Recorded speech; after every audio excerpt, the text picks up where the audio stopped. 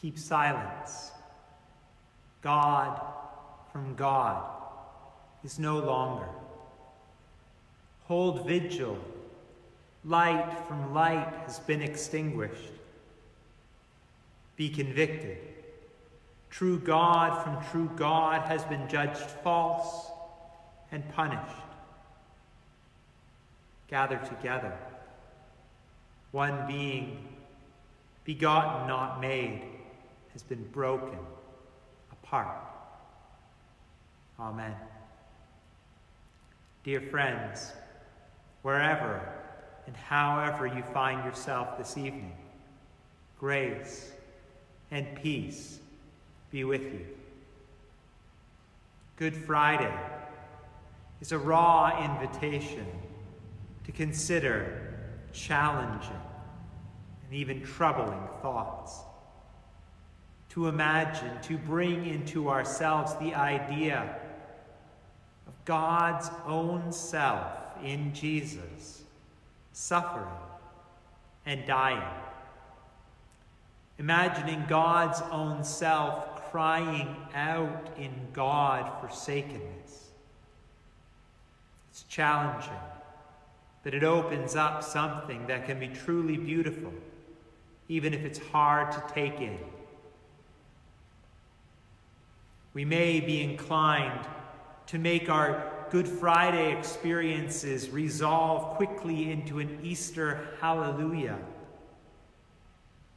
But we need to sit through Saturday before we can get to Sunday. Perhaps we might do so this year especially to grow in empathy for a world in which for so many hope is not guaranteed 2 sunsets from now. And perhaps to admit that even within ourselves the same can be often said. Good Friday challenges us to add to our understandings and imaginings of God alongside beauty, love, peace, and shalom, ideas like pain, hurt, loneliness, and suffering.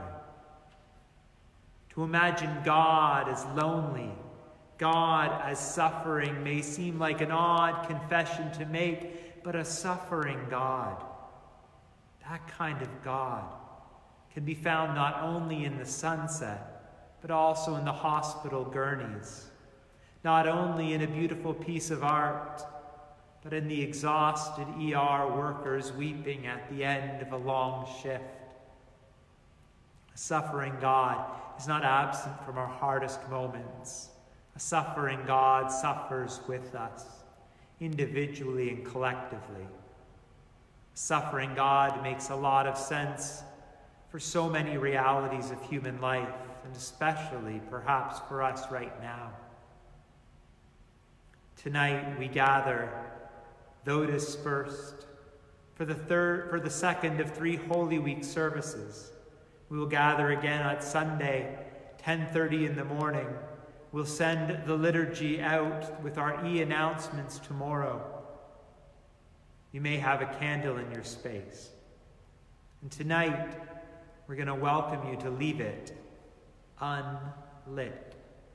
This is the one service in the year in which we do not light a candle to open our service.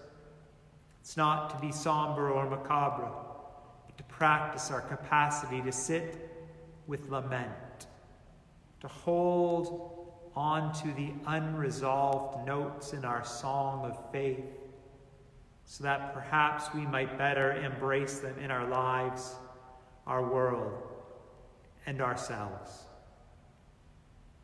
Tonight's service will end as our final piece of music ends. So I'll take a moment now to thank you for joining us and to express our hope that this service will meet you wherever you find yourself. For though we are not together, still we are not alone. Thanks be to God. Let us pray together. Today we gather to remember and give thanks for Jesus the Christ, one who knew human joy and sorrow, yet also one in whom we discover God's own self. We give thanks for his life, how he healed, forgave, and brought hope, but we also gather to remember his death, to remember how those in power, feeling threatened by him, conspired to kill him, how he was betrayed, denied, and abandoned by his friends, how in his death he bears the sin, grief, and suffering of the world. We give thanks for Jesus the Christ. He lived for all beings, and he died for all beings. This is why we gather. This is why we worship. Thanks be to God. God grant us simplicity of faith and generosity of service that gives without counting cost, a life overflowing with grace poured out from the one who gave everything, that we might show the power of love to a broken world and share the truth from a living word. God grant us simplicity of faith and a yearning to share it. Blessed be, and amen. A reading from Matthew 26. When Jesus finished saying all these things, he said to his disciples, "You know that after 2 days the Passover is coming, and the Son of Man, the human one, will be handed over to be crucified." The chief priests and the elders of the people gathered in the palace of the high priest, who was called Caiaphas, and they conspired to arrest Jesus by stealth and to kill him. But they said not during the festival, or there may be a riot among the people. Now while Jesus was at Bethany in the house of Simon the leper, a woman came to him with an alabaster jar of very costly ointment. She poured it on his head as he sat at the table. But when the disciples saw it, they were angry and said, "Why this waste? For this ointment could have been sold for a large sum and the money given to the poor." But Jesus, aware of this, said to them, "Why do you trouble with the woman? She has performed a good service to me. For you always have the poor with you, but you will not always have me. For pouring this ointment on my body, she has prepared me for burial. Truly I tell you, wherever this good news is proclaimed in the whole world, what she has done will be told in remembrance of her." Then one of the 12, who was called Judas Iscariot, went to the chief priests and said, "What will you give me if I betray him to you?" They paid him 30 pieces of silver. And from that moment he began to look for an opportunity to betray him. On the first day of unleavened bread, the disciples came to Jesus saying, "Where do you want us to make preparations for you to eat the Passover?" He said, "Go into the city to a certain man and say to him, 'The teacher says, my time is near. I will keep the Passover at your house with my disciples.'" So the disciples did as Jesus directed them. They prepared the Passover meal. When it was evening, he took his place with the 12, and while they were eating, he said, "Truly I tell you, one of you will betray me." They became greatly distressed and began to say to him one after another, "Surely not I, Lord." Jesus answered them, "The one who has dipped his hand into the bowl with me will betray me. The Son of Man, the human one, goes as it is written of him, but woe to that one by whom the human one is betrayed. It would have been better for that one to not have been born." Judas, who would betray him, said, "Surely not I, Rabbi." Jesus replied, "You have said so."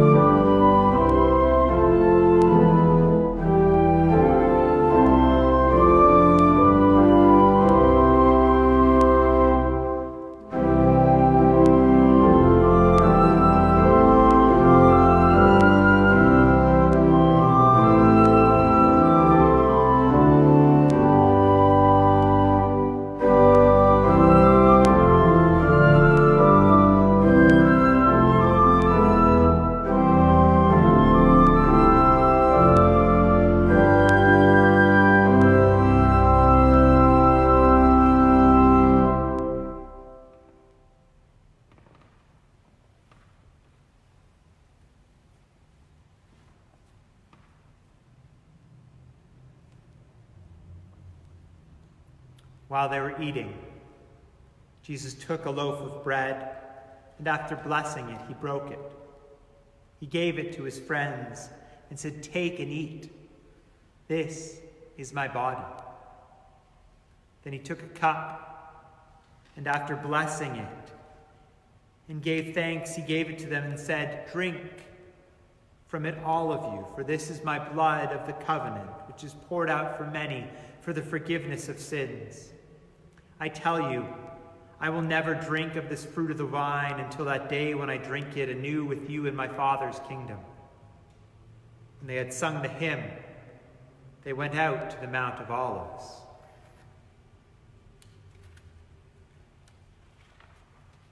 There Jesus said to them, "You will all become deserters because of me this night.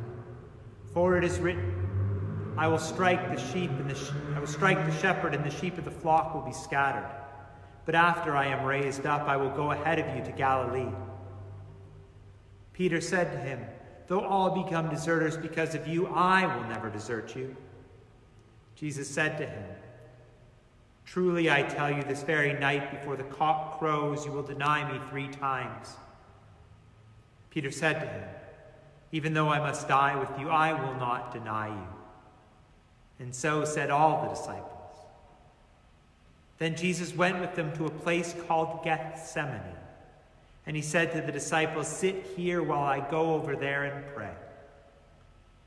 He took with him Peter and the 2 sons of Zebedee and began to be grieved and agitated. Then he said to them, "I am deeply grieved even to death. Remain here and stay awake with me."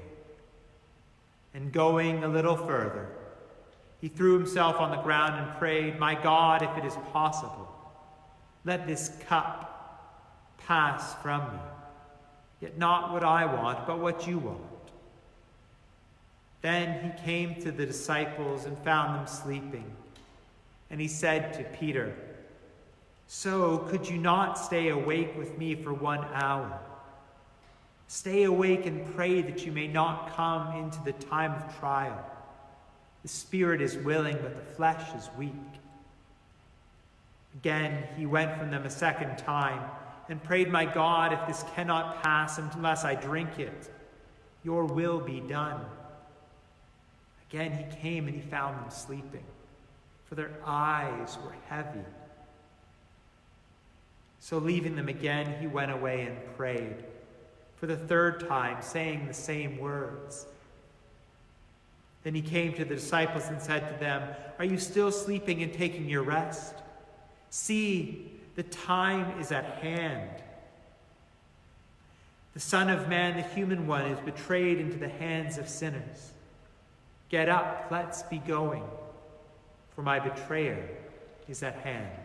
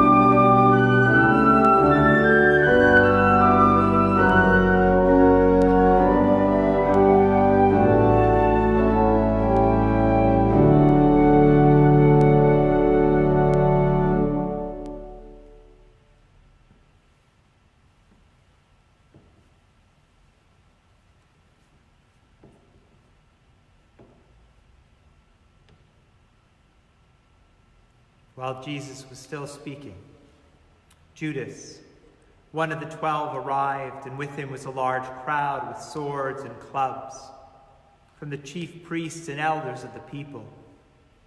Now the betrayer had given them a sign, saying, "The one I will kiss, he is the man, arrest him." Once he came up to Jesus and said, "Greetings, Rabbi," and he kissed him. Jesus said to him, "Friend, do what you are here to do." Then they came and laid hands on Jesus and arrested him. Suddenly, one of those with Jesus put his hand on his sword, drew it, and struck the slave of the high priest, cutting off his ear. Jesus said to him, "Put your sword back into its place, for all who will take the sword will perish by the sword. Do you think I cannot appeal to my God, and God will at once send me more than 12 legions of angels? Then how would the scriptures be fulfilled, which say that it must happen this way?" That hour Jesus said to the crowds, "Have you come with swords and clubs to arrest me as though I were a bandit? Day after day I sat teaching in the temple, and you did not arrest me. But all this has taken place, so the scriptures and the prophets would be fulfilled." Then all the disciples deserted him and fled. Those who arrested Jesus took him to Caiaphas, the high priest, in whose house the scribes and the elders had gathered. But Peter was following at a distance, as far as the courtyard of the high priest, and going inside, he sat with the guards in order to see how all this would end. The chief priests and the whole council were looking for false testimony against Jesus so that they might put him to death. But they found none, though many false witnesses came forward.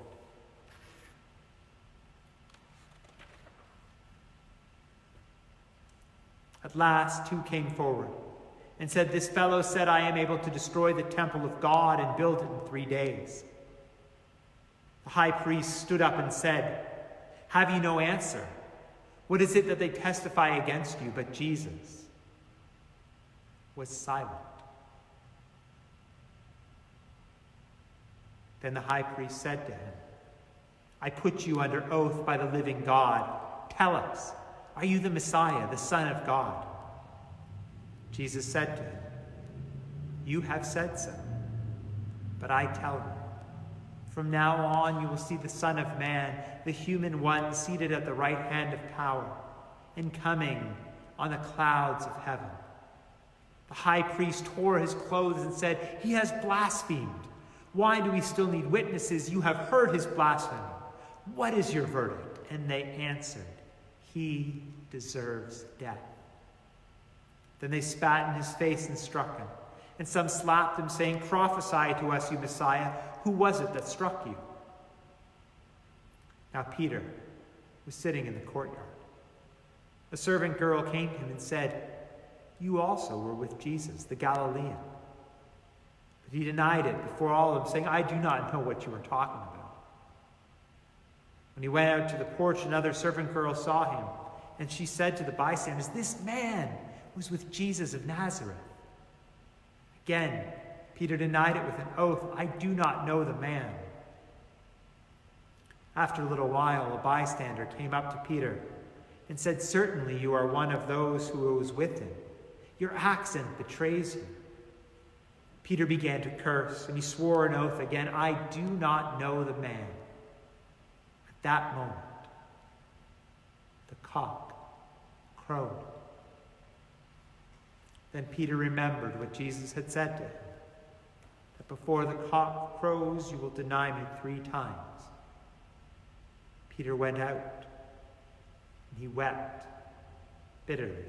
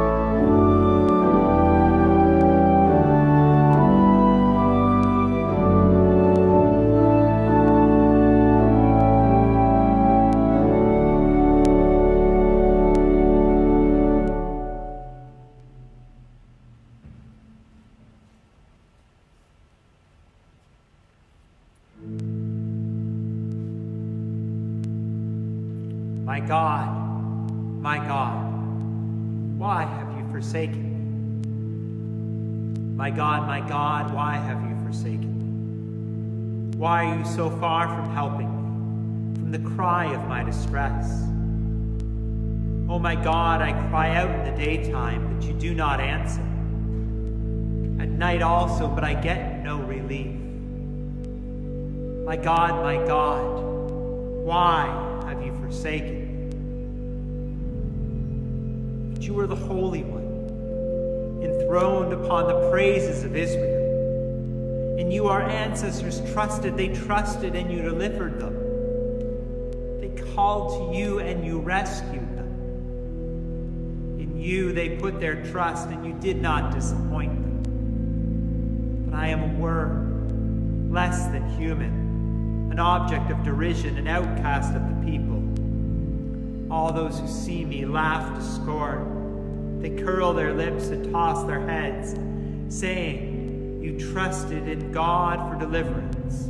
If God cares for you, let God rescue you.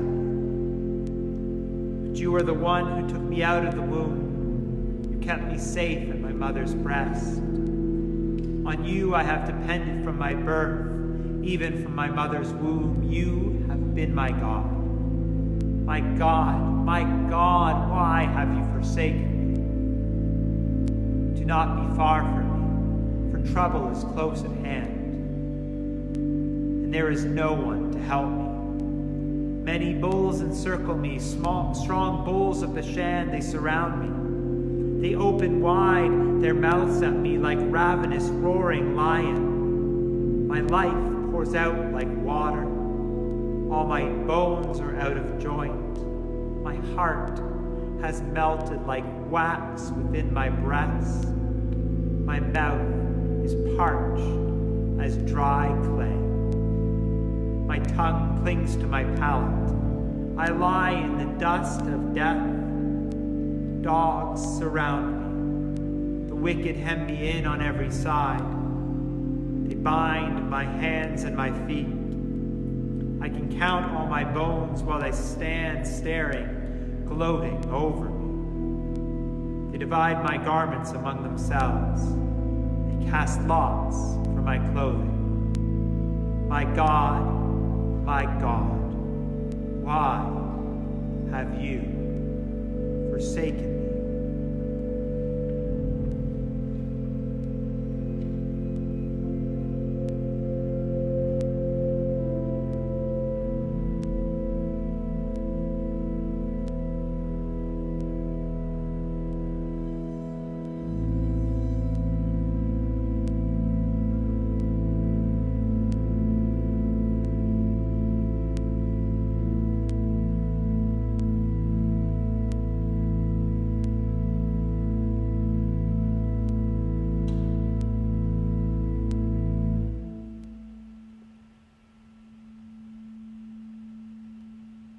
When morning came, all the chief priests and elders of the people conferred together against Jesus in order to bring about his death. They bound him and led him away. They handed him over to Pilate, the governor. When Judas, his betrayer, saw that Jesus was condemned, he repented and brought back the 30 pieces of silver to the chief priests and the elders. He said, I have sinned by betraying innocent blood.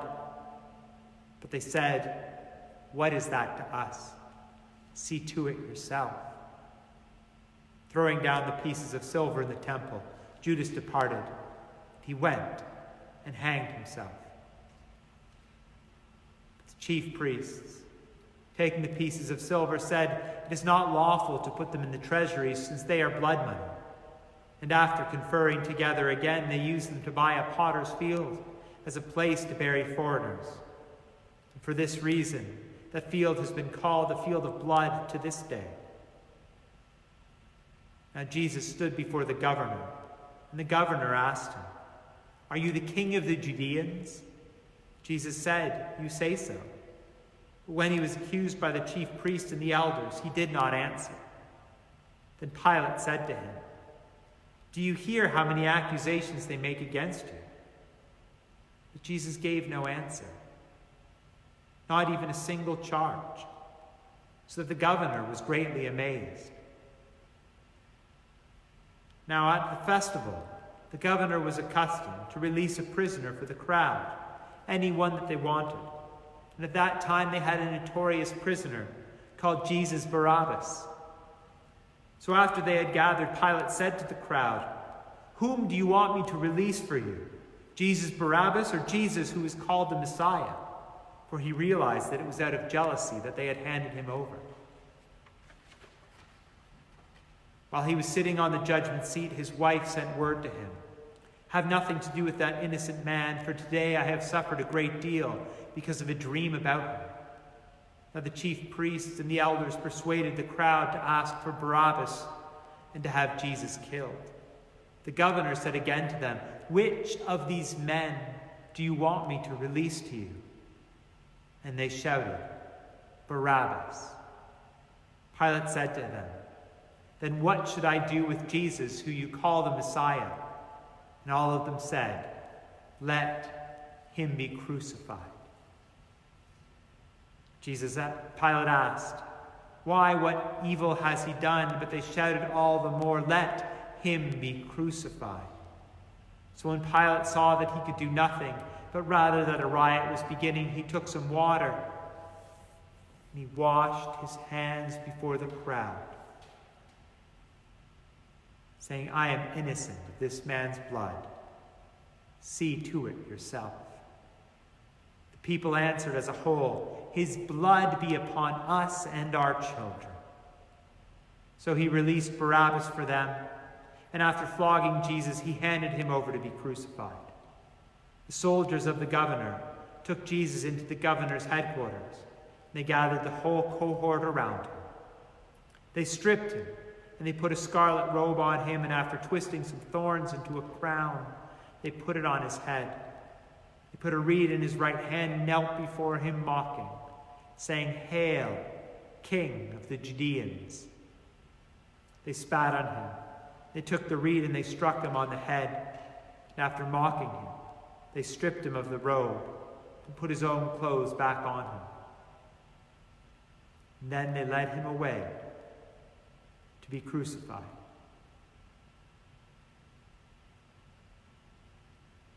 Last night, we joined together in a meditative moment of washing our hands, remembering Jesus washed his friends' feet as a tender yet radical act of service, and a call to likewise engage bodily in service to our hurting world. And tonight, we read about another hand-washing. Pontius Pilate, from his position of power and privilege, unwilling to do the harder thing, washes his hands as an abdication of responsibility. So often in our societies, we look at the hurting in our world. We say their blood is not on our hands.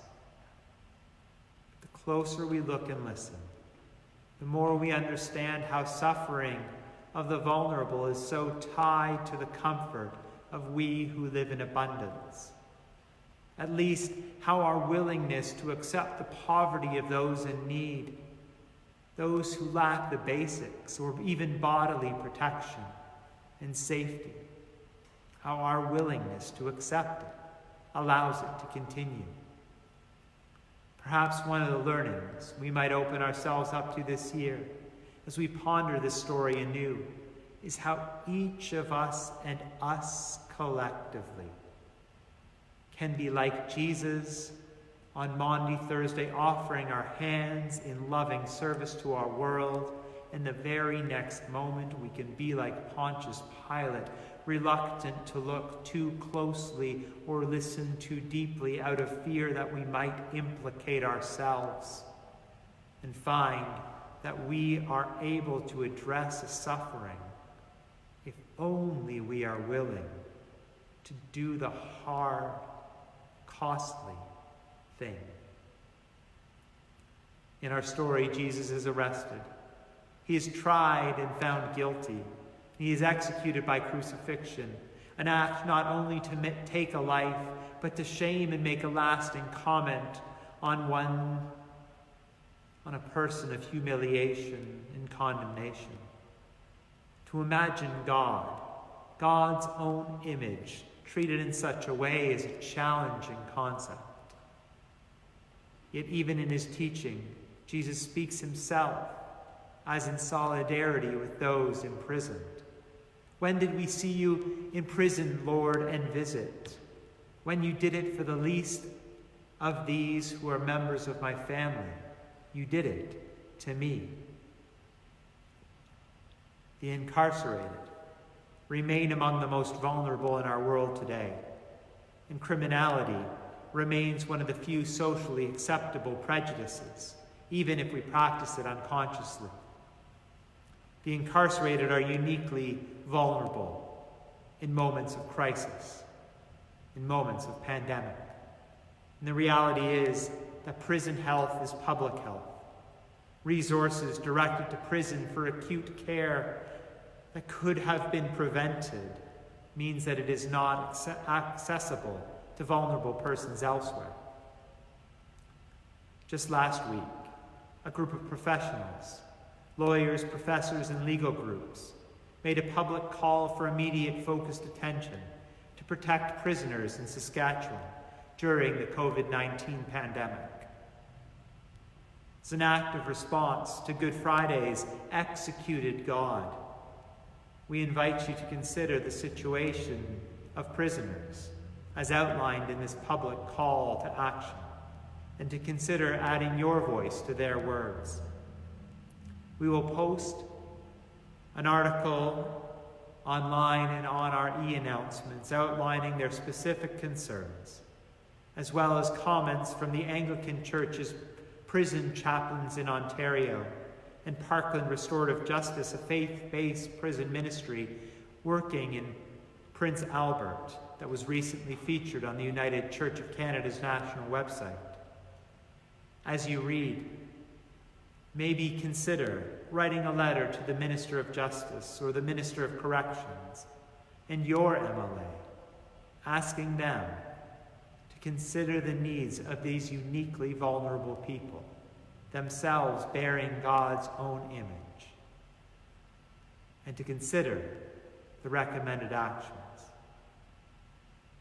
For when we did it to the least of these who were members of God's own family, so we did it unto the Christ.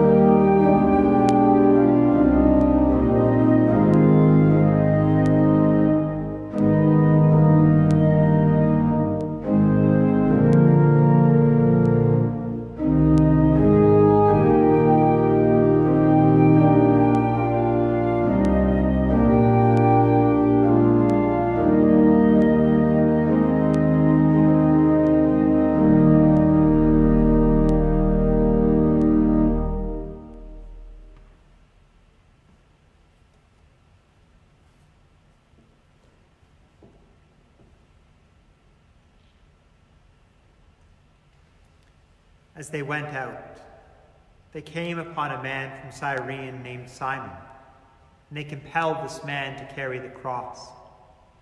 And when they came to a place called Golgotha, meaning the place of the skull, they offered him wine to drink mixed with gall, but when he tasted it, Jesus would not drink it. And when they had crucified him, they divided his clothes among them by casting lots. They sat down there and kept watch over him.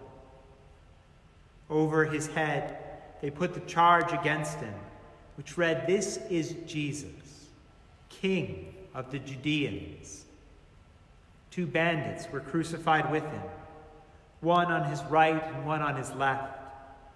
Those who passed by derided him, shaking their heads and saying, "You who would destroy the temple and build it in 3 days, save yourself.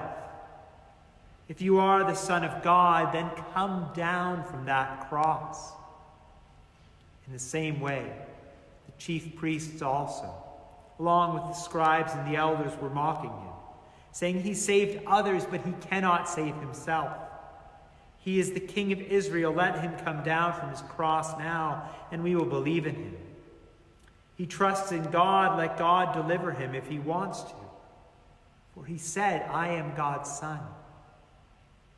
The bandits who were crucified with him also taunted him in the same way. From noon onwards, darkness came over the whole land until 3 in the afternoon. About 3 o'clock, Jesus cried with a loud voice, "Eli, Eli, lama sabachthani?" My God, why have you forsaken me?" And some of the bystanders heard it. They said, "This man is calling for Elijah." At once, one of them ran and got a sponge, filled it with sour wine, put it on a stick, and gave it to him to drink. But the others said, "Wait, let us see whether Elijah has come to save him." Then Jesus cried again with a loud voice and breathed his last. At that moment, the curtain of the temple was torn in two from the top to the bottom. The earth shook and the rocks were split. The tombs also were opened, and many bodies of the saints who had fallen asleep were raised. After the resurrection, they came out of the tombs and entered the holy city and appeared to many. Now when the centurion and those who were with him, who were keeping watch over Jesus, saw the earthquake and what took place, they were terrified. And they said, "Truly, this man was God's own Son." Many women were also there looking from a distance. They had followed Jesus from Galilee and provided for him. Among them were Mary Magdalene, Mary the mother of James and Joseph, and the mother of the sons of Zebedee. When it was evening, there came a rich man from Arimathea, named Joseph, who was also a disciple of Jesus. He went to Pilate and asked for the body of Jesus, and Pilate ordered that it be given to him. So Joseph took the body and wrapped it in clean linen and laid it in his own new tomb, which he had hewn in the rock. He rolled a great stone to the door of the tomb and went away. Mary Magdalene and the other Mary were there, sitting opposite the tomb. The next day, that is after the day of preparation, the chief priests and the Pharisees gathered before Pilate and said, "Sir, we remember what that impostor said when he was still alive, that after 3 days he would rise again. Therefore, command that the tomb be made secure until the 3rd day. Otherwise, his disciples may go and steal him away. And tell the people that he has been risen from the dead."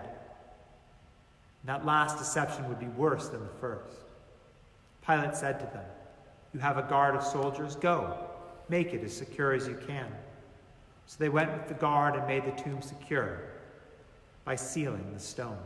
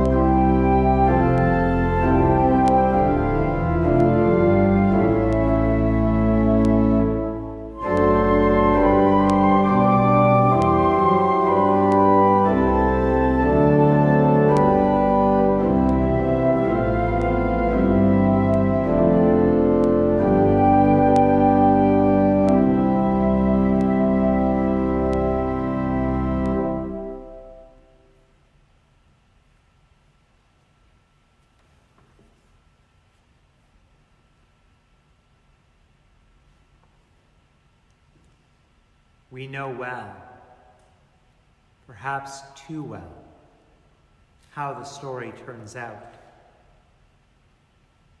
We know the stone will be rolled away. We know that grave clothes will be neatly folded and abandoned. The world around us, nature beckons us forward into thoughts of spring and new life. The sun shines longer and brighter. The sound of birds begins anew. Green is beginning to emerge from underneath the suffocation of snow and ice. A sense of wet grass and fresh growth about to bud. This year, though even we know how the story ends, things feel different. We know that the tomb of our story will be empty on Sunday, but we face a world looking at a situation whose end is as of yet unknown. Our communities mirror the stripped altars of our churches, the absent banners, the stark crosses and crowns of thorns. I wonder if we can sit with this a while, in the unknown moments before the dawn of Easter, in the fear of not knowing what comes next. Can we sit for a while with God crying out to God's own self, "Why have you forsaken me?" Perhaps therein we might learn to sit with that cry as it appears in our own lives, in the lives of others, and indeed the life of this world, which sometimes we'd rather not confront. We allow to come to mind that to which we would wonder, why has God forsaken that place? Why has God forsaken that one? Why has God forsaken me? We name with fear and trepidation, with hope yet a shadow. For we open ourselves to the story of the crucified one, the one whose arms stretch out across a chasm of fear, pulling factions into his own broken body, closer to his pierced heart. So that this planet of pain may one day claim as its own the love that pours out from that sacred broken heart. So pull us in, Spirit of the living and loving God, into your heart of hearts, that we might once again lay down our arsenals of fear and pick up the tools to build the kingdom of God for the sake of all creation. For in life, in death, in life beyond death, God is with us. We are not alone. Thanks be to God.